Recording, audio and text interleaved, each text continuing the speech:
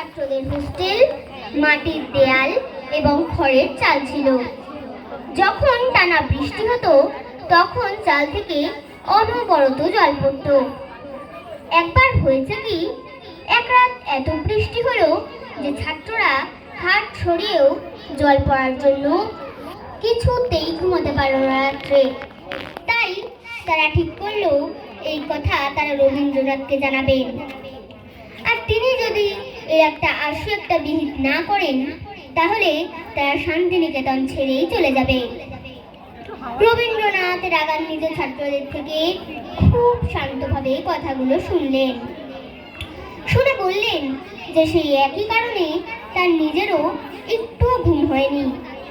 খাটের ওপর জল পড়ছে, কি করবেন সারা রাত? উপায় অন্তর না পেয়ে তিনি বই খাতা নিয়ে বসলেন। লিখে ফেললেন কবিতা, দিলেন তাতে সুর। এইভাবেই সেই বর্ষামুখর রাত কেটে ভোরের আলো দেখা দিল। দেখ তো শুনে কেমন লাগে গানটা তোদের? তাই তো আমায় জাগিয়ে রাখো ও গো ঘুম ভাঙানিয়া, তোমায় গান শোনাবো।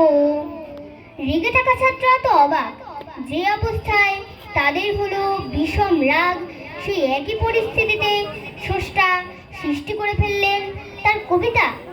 এই অমর সৃষ্টি একমাত্র রবীন্দ্রনাথের পক্ষেই সম্ভব। তারা মাথা নত করে যে যার ঘরে ফিরে গেল। এই মানুষটিকে ছেড়ে যাওয়া যে অসম্ভব। আর একটি ঘটনা বলি শুনুন।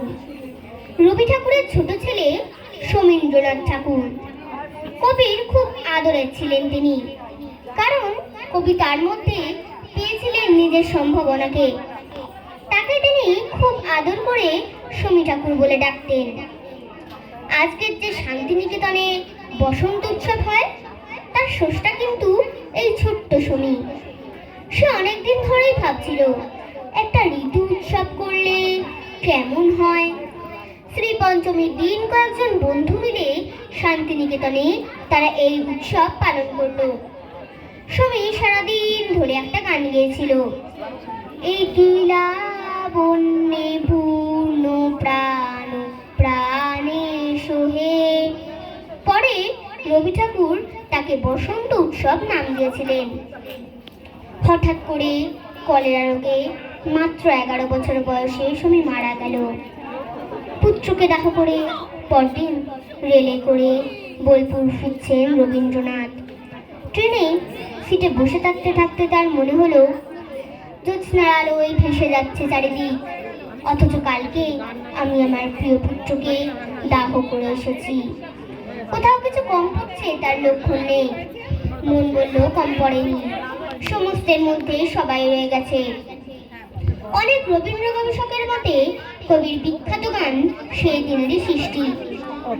আজ জ্যোৎস্না রাতে সবাই গেছে বলে বসন্তের এই মাতাল সমীরণে। সৃষ্টি কখনো থেমে থাকে না, আর এই জন্যেই তিনি রবীন্দ্রনাথ। তার চোখের সামনে চলে গেছে তার প্রিয় মানুষেরা, কখনো তার সন্তান, কখনো তার স্ত্রী, কখনো তার বাবা মা। কিন্তু সেই বিরূপ পরিস্থিতিতেও তিনি ভেঙে পড়েননি। সেখান থেকে রসদ নিয়ে তিনি তৈরি করেছেন বাংলার অমর সৃষ্টি। বাংলা ভাষাকে করেছেন সমৃদ্ধ। এমন মানুষকে আজ আমি আমার বিনম্র শ্রদ্ধা জানাই, যার লেখনেই, যার জীবনবোধ আমাদেরকে এগিয়ে যাওয়ার কথা বলে। অনেক বিরূপ পরিস্থিতিতে না ভেঙে পড়ে চলমানতার কথা বলে। জীবন মানেই চলমানতা, আমাদের এগিয়ে যেতে হবে। মোর লাগি করিও না শোক, আমার রয়েছে কর্ম, আমার রয়েছে বিশ্বলোক। মোর পাত্র রিক্ত হয় নাই, শূন্যেরে করিব পূর্ণ, এই ব্রত বহিব সদাই। নমস্কার। অসাধারণ অসাধারণ, সবাই জোরে হাততালি না।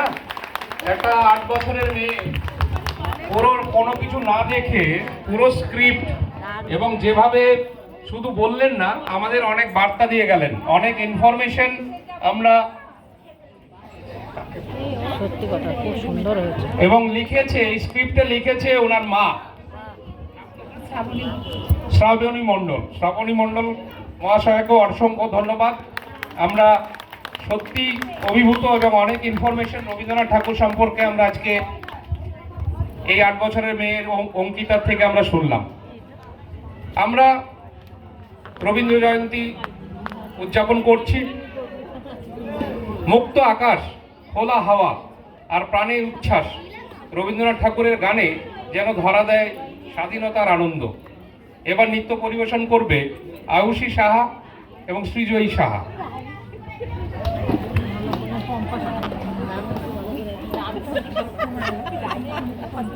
ভালো আছে